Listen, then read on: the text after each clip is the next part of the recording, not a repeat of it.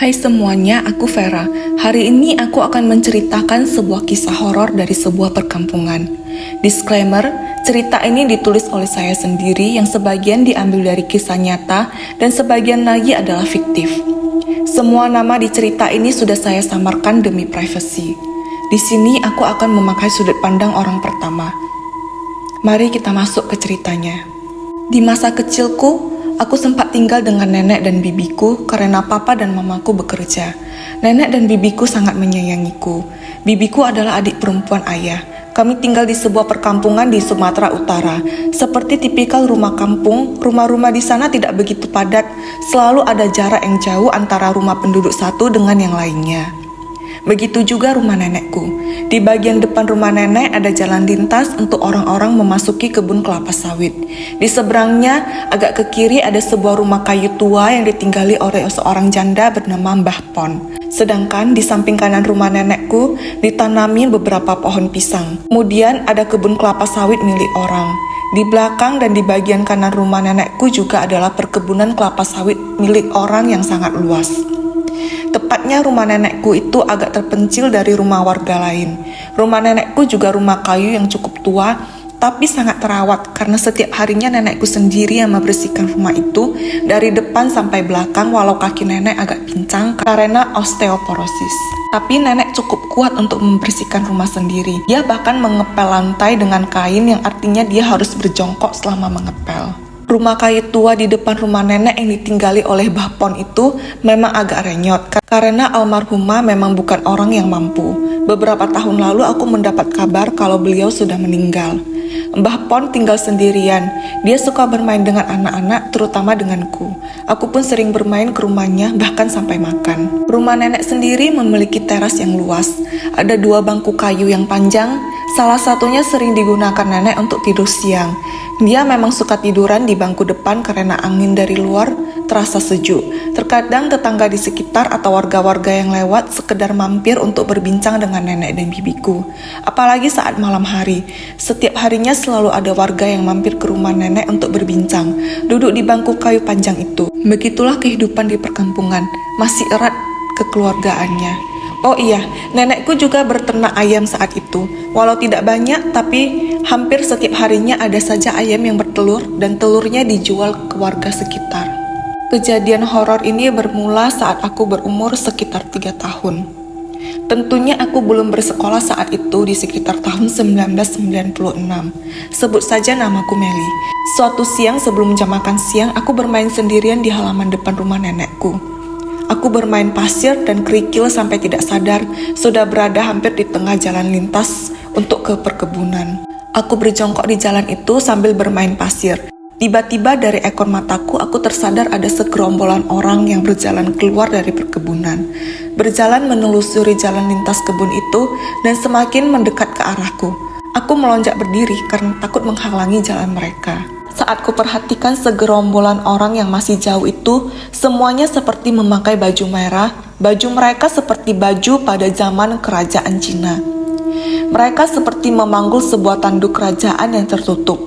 Kalian pasti tahu tanduk-tanduk yang dipakai untuk membawa wanita bangsawan pada zaman dulu seperti yang kulihat di film-film Cina. Aku yang masih kecil dan belum mengerti apa-apa itu sangat penasaran dengan baju mereka dan ingin tahu kenapa ada banyak orang yang memakai pakaian zaman dulu. Hal itu tentunya tidak lazim lagi di tahun 90-an. Aku berjalan agak mendekati mereka agar bisa melihat mereka dengan lebih jelas. Tapi aku tidak berani berjalan terlalu jauh karena takut membuat nenek dan bibiku khawatir. Saat aku mendekat, jarak mereka terasa seperti menjauh, tapi anehnya mereka berjalan ke arah depan. Aku yang semakin heran terus menunggu saja, tapi mereka tidak sampai-sampai. Kemudian di arah kanan jalan, aku melihat ada satu gerombolan orang lagi yang semuanya memakai baju biru khas kerajaan Cina dan memikul tandu bangsawan juga. Aku yang semakin kebingungan bergantian memandang ke arah kanan dan kiri berulang-ulang kali. Mereka berjalan maju seolah-olah akan bertemu di pertengahan jalan itu, tapi jarak mereka tetap jauh. Kemudian tiba-tiba dari arah belakang bibiku keluar dan mengambil jemuran di depan rumah dan menyuruhku masuk untuk makan siang. Aku yang masih penasaran ini bertanya ke bibiku, "Bibi, mereka itu siapa? kenapa mereka pakai baju Cina semua? Tanyaku sambil menunjuk ke arah kanan. Bibiku melihat ke arah kanan jalan dan terheran. Mereka siapa? Gak ada siapa-siapa. Oh, mungkin orang mau ke kebun itu. Udah, ayo masuk makan siang. Bukan, Bi. Itu mereka pakai baju Cina semua. Semua baju mereka warna merah. Mereka jalan ke sini tapi gak sampai-sampai. Itu juga ada yang pakai baju biru. Mereka bawa tandu Cina, kataku sambil menunjuk sebelah kiri jalan. Tapi setelah kulihat lagi, segerombolan orang itu seperti memudar dan hilang begitu saja. Loh, mereka kok hilang? Bibiku yang seolah-olah mengerti apa yang aku lihat langsung cepat-cepat menyambar jemuran dan menarikku masuk. Ayo cepat masuk, jangan dilihat lagi. Makanya jam 12 siang itu jangan keluar main sendiri. Ada mitos di daerah kami kalau jam 12 siang pantang melakukan aktivitas di luar. Katanya itu jam setan keluar, dan benar saja aku mengalaminya. Tapi aku yang masih kecil tentunya belum sadar. Bahkan aku sempat mengira ada acara pernikahan keluarga Tionghoa di daerah kami. Walau itu tidak mungkin, karena keluarga Tionghoa di kampung itu bisa dihitung dengan jari termasuk kami. Singkat cerita, malam harinya setelah semua pintu dikunci, lampu-lampu dimatikan, nenekku masih memakai lampu semprong untuk tidur. Bibiku yang menyalakan lampu semprong itu dan digantung di lorong depan kamar kami. Rumah nenek memiliki 2 kamar. Kamar pertama ditempati oleh nenek. Saat masih bayi, aku tidur di kamar itu bersama nenek. Tapi setelah beranjak batita, aku memilih tidur bersama bibiku di kamar kedua. Seingatku, malam itu terasa lebih sunyi daripada biasanya. Biasanya dari arah kebun kelapa sawit di sekitar rumah nenek selalu terdengar suara jangkrik. Tapi malam ini berbeda, tidak ada suara jangkrik. Ayam-ayam di kandang belakang terdengar agak berisik, seperti berlarian ke sana kemari. Tiba-tiba dari pintu depan terdengar ketukan sebanyak 3 kali, kemudian berhenti. Lalu terdengar suara orang memanggil dari luar. Nyah, nyah, memanggil nenekku. Aku pun mendengar itu. Orang di kampung kami memang memanggil nenekku dengan sebutan nyonya. Tapi suara yang memanggil itu terdengar asing dan suara itu agak serak. Kami terdiam. Nenekku juga diam. Kemudian ketukan itu muncul lagi. Kali ini 2 kali. Tok, tok. Disertai panggilan lagi. Nyah, nyah, buka pintu. Karena sudah tidak tahan dengan gangguan itu lagi, nenek duduk di ranjangnya kemudian membentak. Pergi kau, ini bukan rumah kau. Jangan ganggu kami di sini, teriak nenek. Tidak lama kemudian terdengar suara wanita tertawa melengking di balik pintu dan menghilang. Aku yang masih kecil tentu saja ketakutan dan memeluk bibiku. Kami semua tidak berani berbicara lagi malam itu dan segera bersiap tidur seolah-olah tidak terjadi apa-apa. Hari-hari berlalu tanpa ada gangguan. Tapi suatu pagi kampung kami heboh karena ada orang yang pingsan di samping rumah nenek dekat pohon pisang yang ditanami nenek. Setelah diusut, ternyata warga mengenali orang tersebut sebagai pencuri yang terbiasa mencuri buah kelapa sawit di tanah orang untuk dijual kembali. Setelah diinterogasi oleh warga, akhirnya pencuri ini menceritakan apa yang dialaminya semalam sampai tak sadarkan diri. Ternyata orang itu memang berencana mencuri buah kelapa sawit di kebun orang yang ada di samping rumah nenek. Kebetulan saat itu pohon-pohon kelapa sawit di bagian sanalah yang berbuah dan belum dipanen oleh pemiliknya. Orang ini bersama 2 orang temannya malam itu segera menyiapkan berbagai alat mulai dari parang sampai galah untuk memanen buah kelapa sawit. Menurutnya ketiganya sudah sampai di TKP pada jam 10 malam, tapi masih memantau keadaan sekitar dan menunggu semua warga terlelap. Tepat jam 12 malam, karena dirasa semua warga sudah terlelap, ketiga pencuri itu pun beraksi. Kita sebut saja nama mereka di sini A, B, dan C. Yang tergeletak pingsan di sini kita sebut saja sebagai A. Jadi ceritanya begini. Si A melihat sekeliling dengan senter usang yang dibawanya dari rumah ibunya. Sudah aman kayaknya ini, langsung aja. Perkataan itu langsung disambut oleh kedua rekannya dengan mengeluarkan alat-alat kerja mereka. Si B sibuk menyenteri atas pohon untuk mencari pohon mana yang berbuah. Nah, itu yang buahnya besar-besar. Tunjuk si B kepada kedua rekannya. Mereka pun bergegas menuju ke pohon yang dimaksud. Kemudian mereka mulai bekerja, menyambungkan sabit ke tongkat galah panjang yang mereka bawa. Kemudian diikat dengan karet ban. Setelah memastikan sabit itu tidak akan terlepas dari sambungannya, mereka mulai memanen. Si A dan C yang bertugas memotong buah kelapa sawit itu. Si B menyenteri mereka. Pohon demi pohon mereka curi buahnya, sampai pada pohon keempat yang dekat dengan pohon pisang nenek. Mereka berhenti sebentar untuk beristirahat dan berbincang, sambil mengagumi hasil buah yang mereka curi hari ini. Lumayan juga buahnya, baru 3 pohon udah segini. Celutuk si C membuka percakapan antara mereka. Si A yang kelelahan meneguk air dari botol air mineral bekas yang mereka isi lagi dengan air rebusan dari rumah, lalu memberikannya kepada si C yang menyambut dengan kalap karena sudah kepalang haus. Pokoknya kali ini kita harus selesaikan sebelum azan subuh.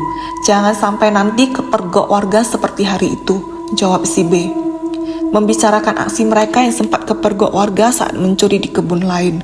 Mereka dipukuli dan dibawa ke kantor polisi oleh warga sekitar. Tapi tidak dipenjara lama, mereka bertiga dibebaskan entah dengan alasan apa. Setelah keluar dari penjara bukannya jerah, mereka malah lebih berani. Saat itu waktu menunjukkan pukul 1.30 pagi selagi mereka beristirahat. Tiba-tiba udara di sekitar mereka menjadi lebih dingin. Jangkrik-jangkrik yang awalnya sangat cerewet menjadi diam 1000 bahasa. Perasaan jadi lebih dingin ya, gumam si C sambil memeluk tubuhnya yang hanya memakai t-shirt compang-camping. Si A melihat sekitar yang gelap untuk memastikan tidak ada warga yang bangun. Si B juga merasa dingin. Untung saja saat itu dia membawa jaket yang diikatkan ke pinggang dia. Kemudian segera dia pakai. Tidak mau berlama-lama lagi, mereka segera melanjutkan untuk bekerja lagi. Ya weh, jangan lama-lama nanti kepergok, ajak si A yang sudah mulai merasa was-was. Angin tiba-tiba berhembus sangat kencang, dingin sekali menyentuh kulit mereka, membuat ketiga pencuri itu menggigil sebentar, tapi masih berusaha melanjutkan pekerjaan mereka. Dari arah pohon pisang terdengar suara anak ayam berkicau. Mereka mengira itu adalah anak ayam nenek karena daerah pohon pisang itu memang dekat dengan kandang ayam nenek. Awalnya mereka tidak menghiraukan. Mereka terus berusaha memotong buah kelapa sawit yang masih bertengger kuat di atas pohon. Lama-kelamaan, suara anak ayam itu berpindah-pindah. Mulai berpindah ke bagian samping kanan, samping kiri, depan, belakang, seperti sengaja mengitari mereka bertiga. Si B yang pertama menyadari bahwa ada kejanggalan itu. Rambut di tengkuknya seketika merinding. Posisi si B adalah yang menghadap ke arah jejeran pohon pisang. Kali ini, gantian si B yang menyenteri kedua rekannya bekerja. Dia mengarahkan senternya ke atas pohon kelapa sawit sembari kedua rekannya berusaha memotong buahnya dari bawah. Tapi suara anak ayam itu semakin mengganggu, terkadang dekat, terkadang jauh. Si B yang sudah tidak tahan lagi kemudian berkata kepada kedua temannya, "Kalian dengar gak sih?" "Iya dengar, tapi pasti anak ayam si Nyonya. Ini kan dekat dengan kandang ayamnya. Gak usah heran lah, senteri yang benar," ucap si A. "Tapi suaranya bukan dari arah kandang sana, suaranya pindah-pindah," tangkas si B. "Iya juga sih," imbus si C yang juga menyadarinya. Si A yang masih fokus memotong buah kelapa sawit itu merasa kesal kepada kedua rekannya. Mereka diburu waktu tapi kedua rekannya masih sempat-sempatnya teralihkan pikirannya kepada hal yang tidak penting. "Ayolah woi, cepat, jangan yang lain-lain kalian pikirkan. Ini dulu kita siapkan biar pulang kita." Tak lama setelah terjadi perdebatan itu, mata si B teralihkan pandangannya ke arah sebuah pohon pisang yang sejajar dengan pandangan matanya. Dia melihat ada bayangan putih yang mengintip dari balik pohon.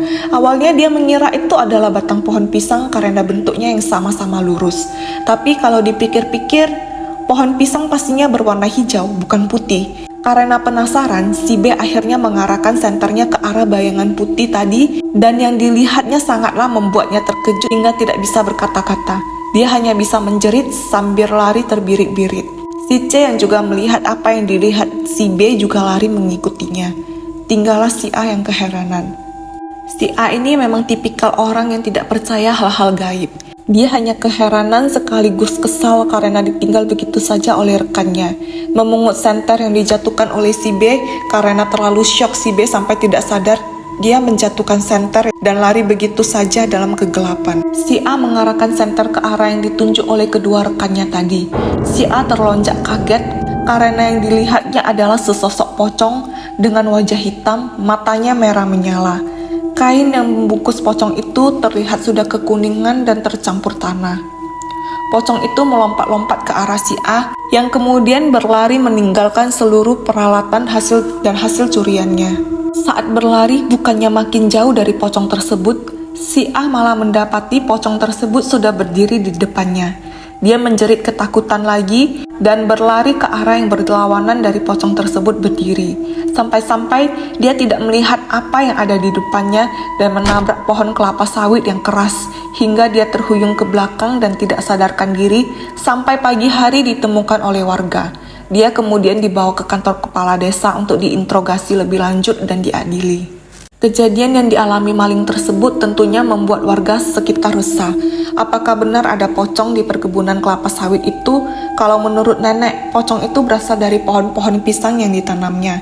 Kata nenek, para makhluk halus memang suka mendiami pohon pisang dan beberapa jenis pohon lainnya. Aku pun yang masih anak-anak tentunya merasa takut untuk bermain ke daerah pohon pisang itu lagi. Padahal sebelumnya aku sering ke sana karena di daerah pohon pisang itu nenek juga menanami beberapa bunga seperti mawar, anggrek, juga ada pohon jeruk purut yang daunnya sering aku petik untuk dijadikan mainan masak-masakan. Waktu pun berlalu, aku yang sudah memasuki usia sekolah pulang ke rumah orang tuaku untuk sekolah dan kembali lagi ke rumah nenek di saat liburan. Bahpon yang mendiami rumah depan juga sudah pindah entah kemana. Rumah tersebut sekarang ditempati oleh sebuah keluarga baru dengan beberapa anak mereka. Mereka sangat ramah dan akrab dengan nenek dan bibi.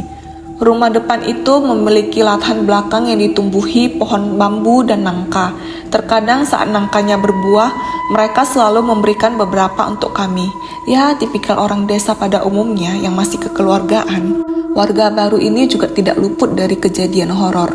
Suatu hari, suami dari keluarga ini terbangun di tengah malam karena mendengar suara anak-anak sedang bermain di lahan belakang. Saat itu, jam menunjukkan pukul 12 malam. Anak siapa yang diperbolehkan bermain pada jam tersebut?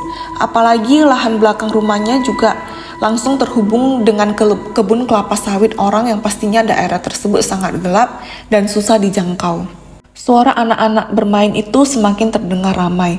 Mereka seperti kejar-kejaran. Kemudian dari sekumpulan suara itu terdengar juga suara bayi menangis kencang. Bayi itu terdengar seperti kelaparan. Akhirnya, karena merasa terganggu dan tidak bisa tidur, sang suami membawa senter dan keluar melalui pintu belakang, menyinari deretan pohon bambu tersebut. Dia dapat melihat dari balik pohon-pohon bambu tersebut ada beberapa anak kecil yang mengintip dan tertawa ke arah dia. Anak-anak itu terlihat pucat semua. Mereka memakai pakaian yang sudah lusuh. Mata mereka cekung, bola matanya hitam, bahkan ada yang mengeluarkan darah dari matanya. Kemudian mereka berlari memasuki kebun kelapa sawit. Karena terkejut, sang suami sempat memekik ketakutan. Tapi dia teringat kalau makin dia takut kepada mereka, semakin mereka akan mengganggunya. Suara bayi yang masih misterius tadi juga terdengar dari balik pohon bambu tersebut. Tapi saat dicari dengan senter, bayi tersebut tidak ada. Suaranya kemudian berpindah ke arah kebun kelapa sawit. Akhirnya sang suami menyadari bahwa bayi tersebut juga bukan bayi manusia. Karena sang suami tidak mau kembali ke dalam sia-sia tanpa bisa tidur nantinya, akhirnya dia memberanikan diri untuk membacakan doa sesuai keyakinannya. Sambil dia berkata, "Jangan ganggu kami tinggal di sini baik-baik tanpa ganggu kalian." Kemudian suara anak-anak tersebut dan bayi itu pun berhenti. Akhirnya dia bisa merasa lega dan kembali ke dalam rumah untuk beristirahat. Paginya sang suami bertamu ke rumah nenek bersama istrinya. Mereka duduk sambil mengobrol di bangku kayu panjang di teras depan rumah nenek. Sang suami menceritakan apa yang dialami kemarin kepada nenek. Kemudian nenek berkata, "Tidak heran, itu lahan belakang rumah kamu memang sarangnya makhluk halus. Daerah kebun kelapa sawit sana pernah ditemukan mayat bayi yang dikubur. Entah bayi siapa, sepertinya bayi hasil hubungan gelap. Bayi itu seperti sengaja dibunuh. Sepertinya yang ganggu kamu semalam itu ya bayi yang dibunuh di sana." sama beberapa makhluk penghuni lahan sana. Aku yang duduk di samping nenek sambil mendengarkan percakapan para orang dewasa pun sempat berpikir kembali. Mungkin saja rombongan aneh yang dulu aku lihat juga ulah dari arwah bayi tersebut dan makhluk-makhluk penghuni lahan tersebut. Nenek dulunya tidak bercerita apa-apa karena saat itu aku masih terlalu kecil. Kemudian ada kejadian di bulan puasa. Karena kebetulan keluarga di rumah depan adalah muslim, tentunya mereka menjalankan ibadah puasa dan harus bangun subuh-subuh untuk memasak sahur. Sang istri dan sang suami bangun bersama untuk menyiapkan menu sahur untuk keluarganya. Mereka masih memasak menggunakan tungku kayu bakar yang mengharuskan mereka membuka pintu atau jendela saat memasak. Karena masih terlalu dini hari, mereka memutuskan hanya membuka jendela saja tanpa membuka pintu. Jendela dapur mereka kebetulan langsung menghadap ke arah depan rumah nenek. Sang suami yang membuka jendela terheran-heran dan berkata kepada istrinya, "Loh dek, itu nyonya ngapain tidur-tiduran di bangku depan jam segini?" Karena kebetulan nenek memasang lampu di teras rumahnya. Sang tetangga bisa melihat seorang wanita berambut panjang sedang berbaring di bangku panjang yang biasa nenek jadikan tempat berbaring. Sang istri yang juga heran ikut mengintip dari jendela, karena aneh sekali di jam sahur itu nenek sudah bangun dan berbaring di luar rumah. Mereka juga sangat hafal kalau nenek biasa bangun dari rumah itu jam 5 pagi, bukan di jam 3 pagi. Kepala wanita yang mereka lihat itu tidur menghadap jendela rumah depan. Kemudian wanita itu mulai bangkit dari posisi tidurnya yang menyebabkan kedua suami istri itu tidak dapat melihat wajah wanita itu. Tapi mereka berdua sudah merasa janggal dengan wanita yang mereka lihat itu. Wanita itu memakai dress putih lusuh, ada noda darah di bagian lengan baju wanita itu yang semakin membuat kedua suami istri ini curiga. Karena setahu mereka, nenekku tidak pernah memakai dress apalagi baju berwarna putih. Dan kecurigaan mereka benar saja. Seketika setelah bangkit berdiri, rambut wanita itu panjang sampai menyentuh lantai. Dia kemudian berbalik melihat ke arah jendela di mana pasangan suami istri itu sedang memperhatikannya, seolah dia tahu dia sedang dibicarakan dan diperhatikan. Saat wajahnya berbalik menatap mereka, seketika itu juga kedua suami istri itu menjerit, "Kuntilanak!" Ya, benar, sosok wanita yang sedari tadi mereka pikir adalah nenekku adalah kuntilanak. Wajah sosok itu hancur, ada belatung yang berjatuhan, mulutnya lebar menganga seolah-olah akan menyedot apapun yang ada di sekitarnya. Matanya merah menyala, kuku-kuku jarinya hitam dan panjang. Teriakan suami istri itu membangunkan anak gadisnya yang tidur di kamar yang dekat dengan dapur mereka. Gadis itu langsung tergopoh-gopoh keluar dari kamar dia dan menghampiri ayah dan ibunya. "Kenapa Pak, Bu?" tanya gadis itu. Ayah dan ibunya tampak ketakutan berjongkok di sudut ruangan. Gadis yang keheranan itu tidak mendapatkan jawaban dari ayah dan ibunya yang ketakutan itu. Dia mengalihkan pandangannya keluar jendela dan terkejut saat melihat sosok kuntilanak itu terbang ke arah mereka, diiringin dengan suara pekik tawa cekikikan yang terdengar memekakkan telinga. "Ah!" pekik gadis itu. Itulah sekumpulan cerita mistis yang ada di kampung masa kecilku. Sampai di sini dulu hari ini. Jangan lupa like, subscribe, dan share ya.